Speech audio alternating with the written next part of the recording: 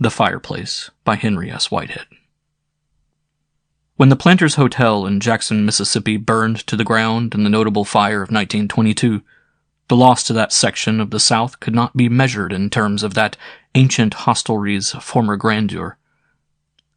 The days indeed had long passed when a Virginia ham was therein stewed in no medium meaner than good white wine, and as the rambling old building was heavily insured, the owners suffered no great material loss. The real loss was the community's, in the deaths by fire of two of its prominent citizens, Lieutenant Governor Frank Stackpoole and Mayor Cassius L. Turner. These gentlemen, just turning elderly, had been having a reunion in the hotel with two of their old associates, Judge Varney J. Baker of Memphis, Tennessee, and the Honorable Valdemar Peel, a prominent Georgian from Atlanta. Thus, two other southern cities had a share in the mourning, for Judge Baker and Mr. Peel both likewise perished in the flames. The fire took place just before Christmas, on the 23rd of December, and among the many sympathetic and regretful comments which ensued upon this holocaust was the many times repeated conjecture that these gentlemen had been keeping a kind of Christmas anniversary, a fact which added no little to the general feeling of regret and horror. On the request of these prominent gentlemen, the hotel management had cleared out and furnished a second-floor room with a great fireplace, a room for long used only for storage, but for which the late mayor and lieutenant governor had assured them the four old cronies cherished a certain sentiment. The fire, which gained headway despite the truly desperate efforts of the occupants of the room, had its origin in the fireplace, and it was believed that the four, who were literally burned to cinders, had been trapped. The fire had started, it appeared, about half an hour before midnight, when everybody else in the hotel had retired. No other occupant of the house suffered from its effects, beyond a few incidental injuries sustained in the hurried departure at dead of night from the blazing old fire trap. Some 10 years before this regrettable incident ended the long and honorable career of this one-time famous hostelry, a certain Mr. James Callender, breaking a wearisome journey north at Jackson, turned into the hospitable vestibule of the Planters with a sigh of relief. He had been shut up for 9 hours in the mephitic atmosphere of a soft coal train. He was tired, hungry, thirsty, and begrimed with soot. Two grinning Negro porters deposited his ample luggage, toted from the railway station in the reasonable hope of a large emolument, promised by their patron's prosperous appearance and the imminence of the festival season of Christmas. They received their reward, and left Mr. Callender in the act of signing the hotel register. "Can you let me have number 28, he required of the clerk. "That, I believe, is the room with the large fireplace, is it not?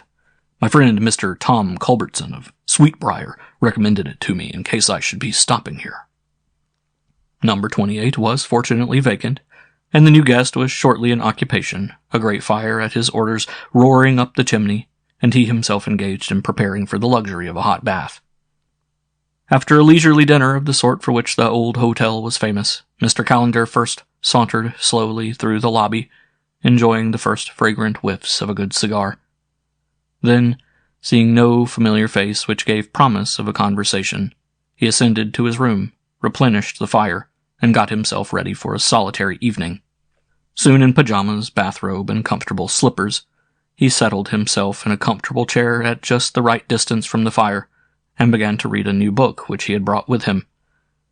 His dinner had been a late one, and it was about 9:30 when he really settled to his book. It was Arthur Machen's House of Souls, and Mr. Callender soon found himself absorbed in the eerie ecstasy of reading, for the first time, a remarkable work which transcended all his previous second-hand experiences of the occult. It had, he found, anything but a soporific effect upon him.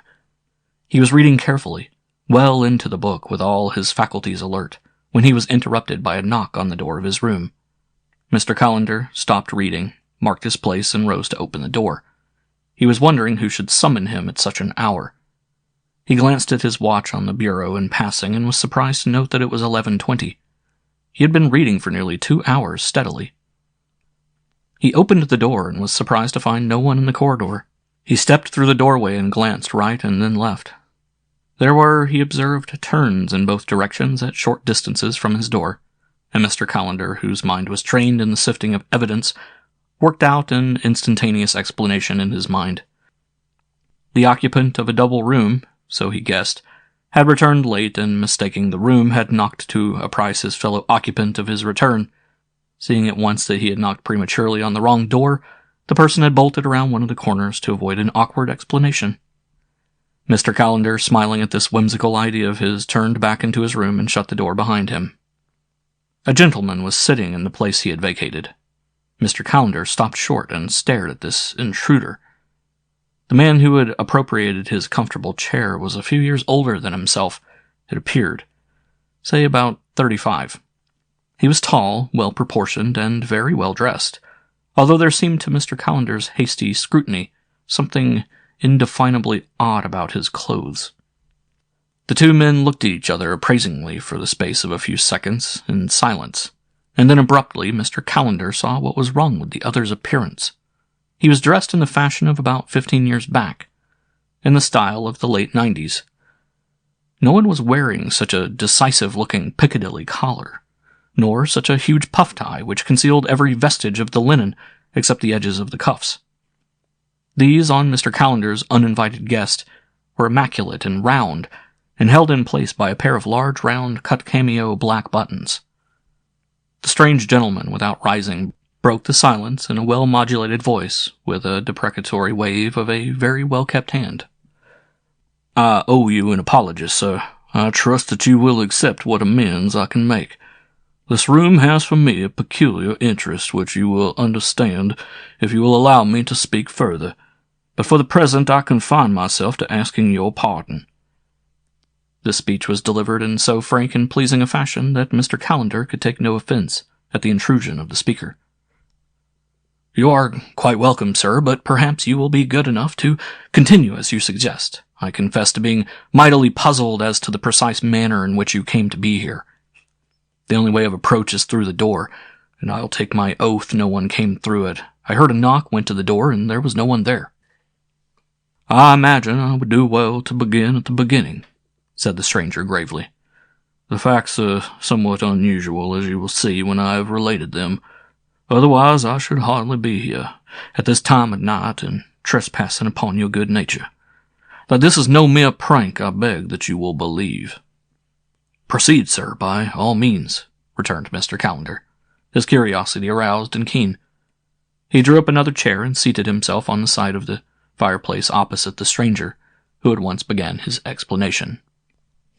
"My name is Charles Bellinger, a fact which I will ask you kindly to note and keep well in mind.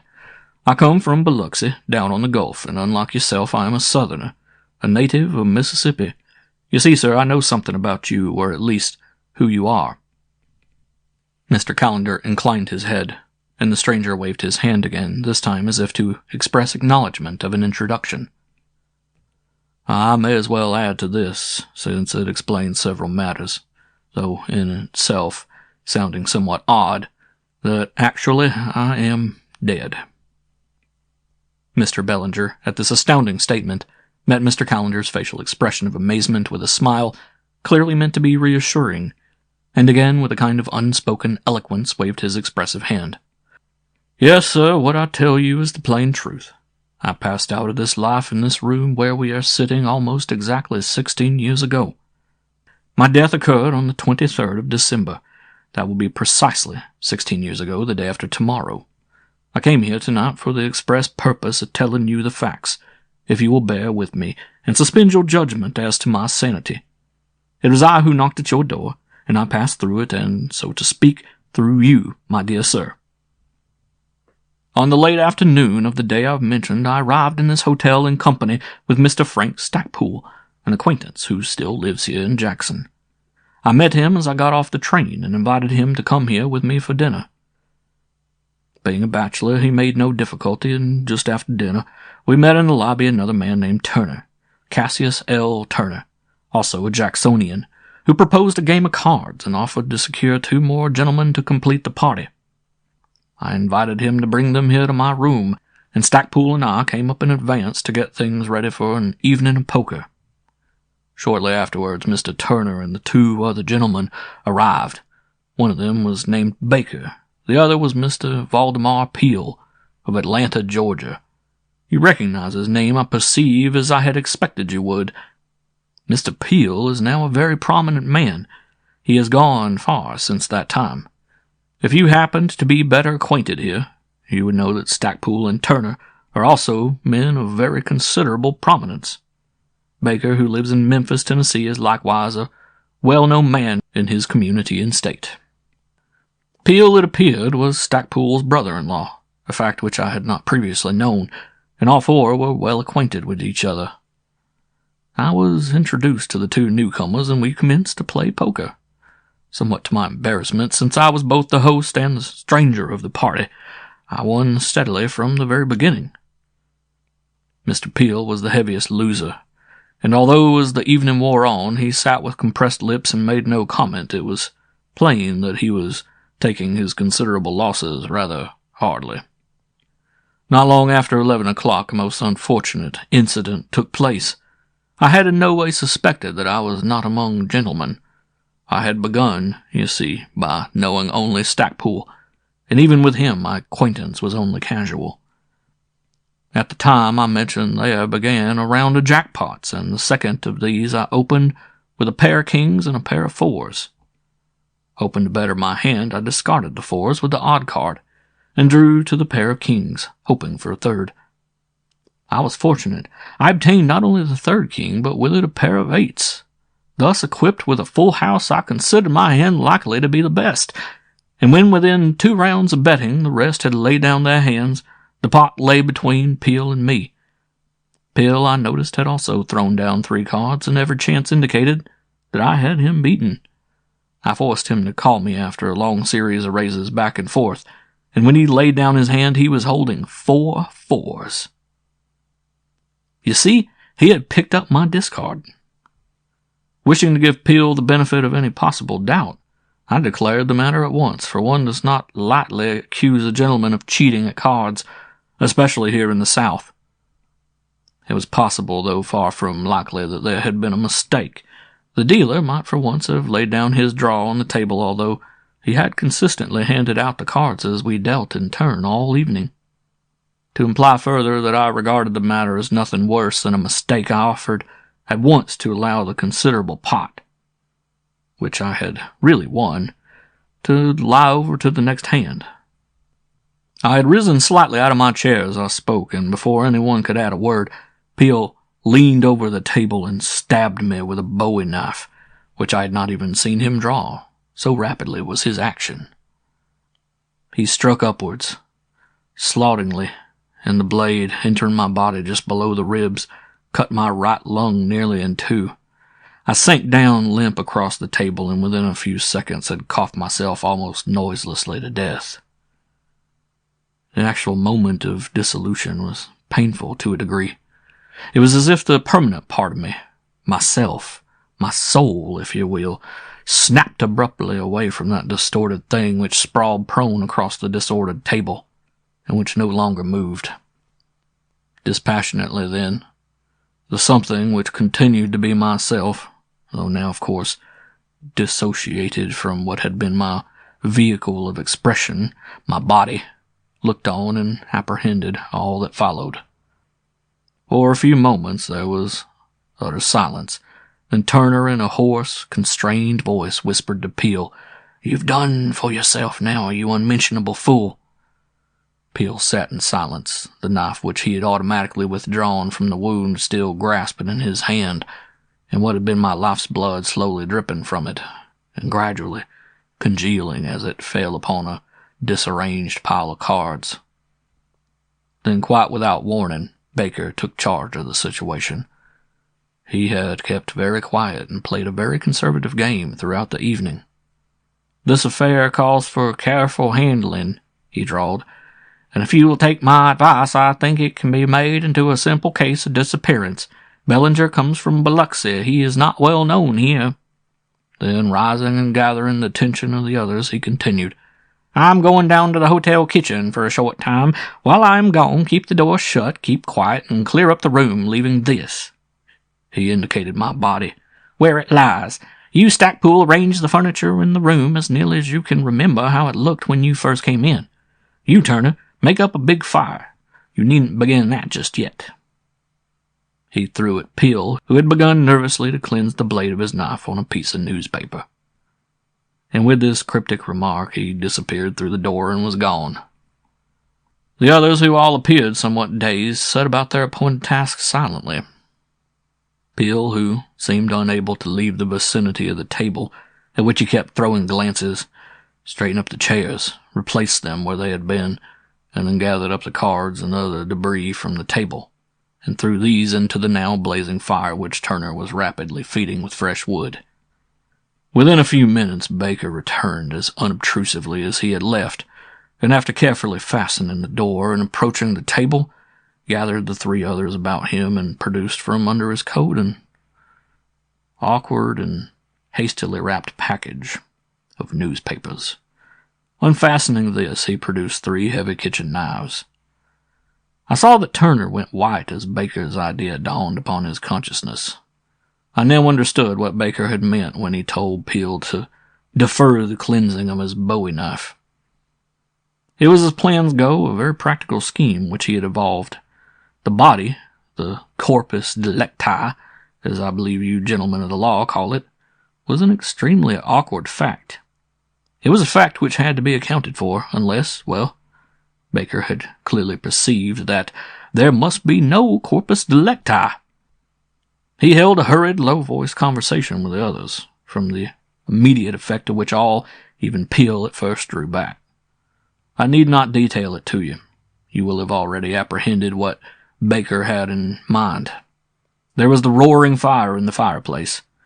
That was his means of making certain that there would remain no corpus delicti in that room when the others left. Without such evidence, that is, the actual body of the murdered man, there could be, as you are of course well aware, no prosecution, because there would be no proof that the murder had ever been committed. I should simply have disappeared. He had seen all that, and the opportunity which the fireplace afforded for carrying out his plan all at once. But the fireplace, while large, was not large enough to accommodate the body of a man intact. Hence his hurried and stealthy visit to the hotel kitchen. The men looked up from their conference. Peel was trembling palpably. The sweat streamed from Turner's face. Stackpool seemed unaffected, but I did not fail to observe that the hand which he reached out for one of the great meat knives shook violently, and that he was the first to turn his head aside when Baker, himself pale and with set face, gingerly picked up from the table one of the stiffening hands. Within an hour and a quarter, for the fireplace drew as well then as it does tonight, there was not a vestige left of the corpus delicti, except the teeth. Baker appeared to think of everything. When the fire had pretty well burned itself out and had consumed what had been placed within it piecemeal, he remade it, and within its heart placed such charred remnants of the bones as had not been completely incinerated the first time. Eventually all the incriminating evidence had been consumed. It was as if I had never existed. My clothes, of course, had been burned.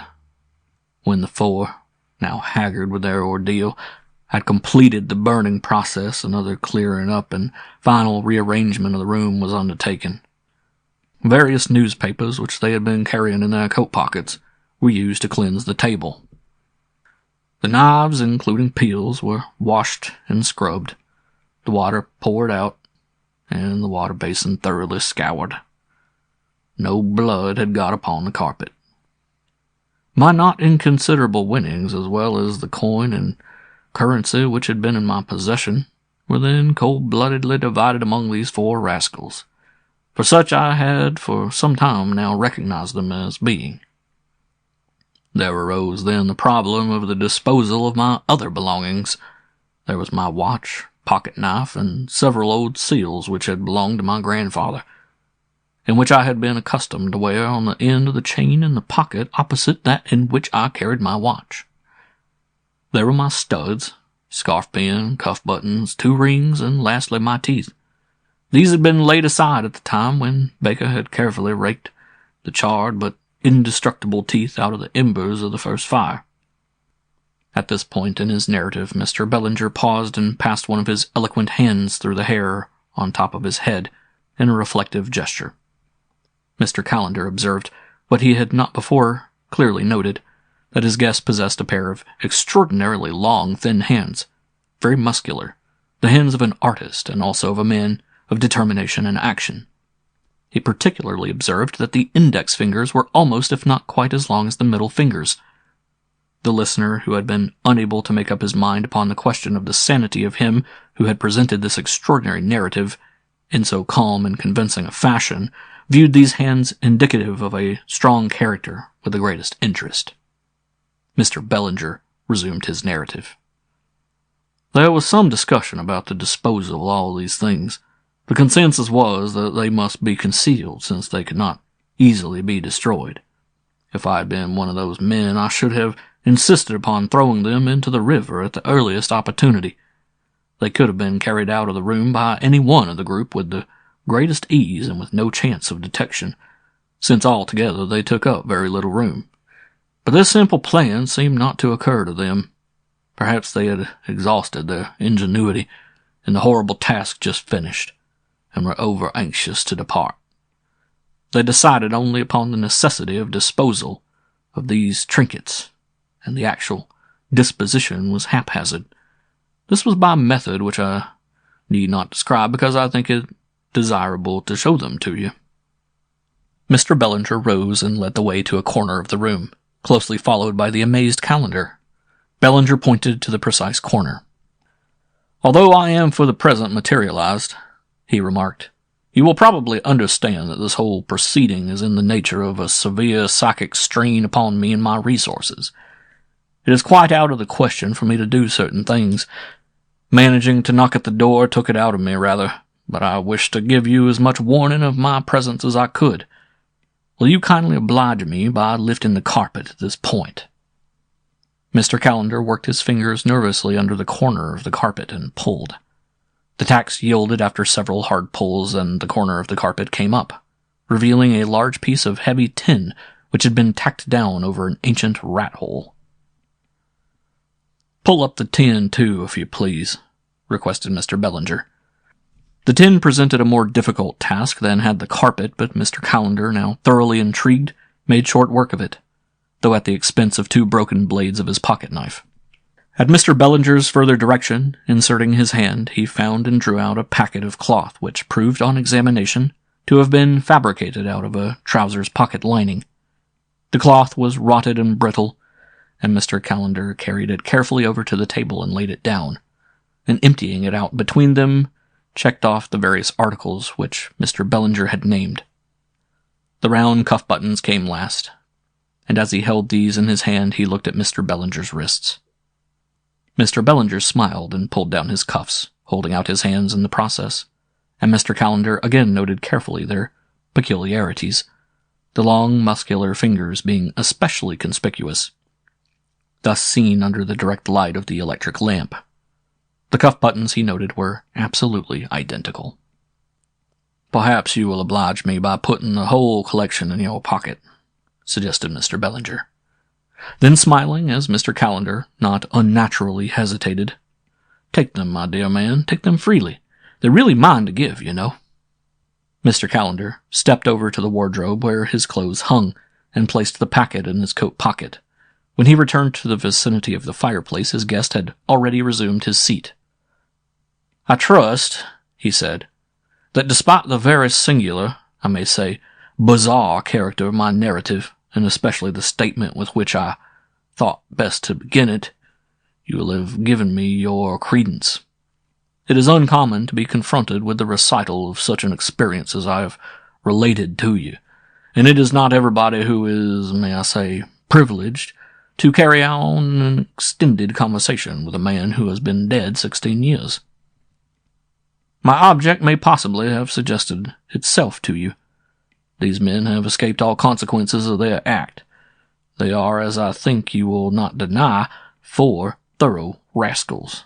They are at large and even in positions of responsibility, trust, and prominence in their several communities. You are a lawyer, a man held in high esteem for your professional skill and personal integrity. I ask you then, will you undertake to bring these men to justice? You should be able to reproduce the salient points of my story. You have even proofs in the shape of the articles now in your coat pocket. There is the fact of my disappearance. That made a furor at the time, and has never been explained or cleared up. You have the evidence of the hotel register for my being here on that date, and it would not be hard to prove that these men were in my company.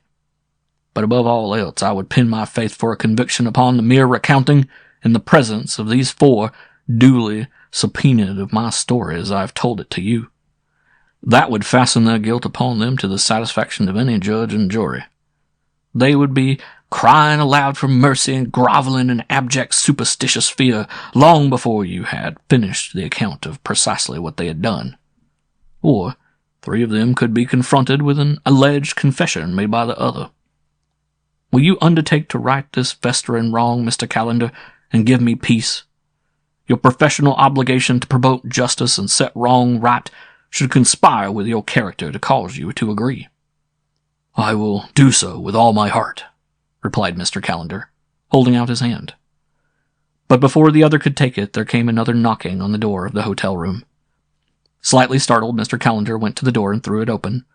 One of the hotel servants reminded him that he had asked to be called and that it was the hour specified. Mr. Callender thanked and feed the man, and turning back into the room found himself alone. He went to the fireplace and sat down. He looked fixedly at the smoldering fire in the grate. He went over to the wardrobe and felt in his coat pocket in search of negative evidence that he had been dreaming, but his hand encountered the bag which had been the lining of a trouser's pocket. He drew it out and spread a second time that morning on the table the various articles which it contained.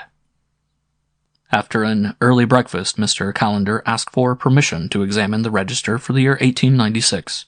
He found that Charles Bellinger of Biloxi had registered on the afternoon of the 23rd of December, and had been assigned room 28. He had no time for further inquiries, and thanking the obliging clerk, he hastened to the railway station and resumed his journey north. During the journey, his mind refused to occupy itself with anything except his strange experience. He reached his destination in a state of profound preoccupation. As soon as his professional engagements allowed him the leisure to do so, he began his inquiries by having looked up the owners of those names which were deeply imprinted in his memory.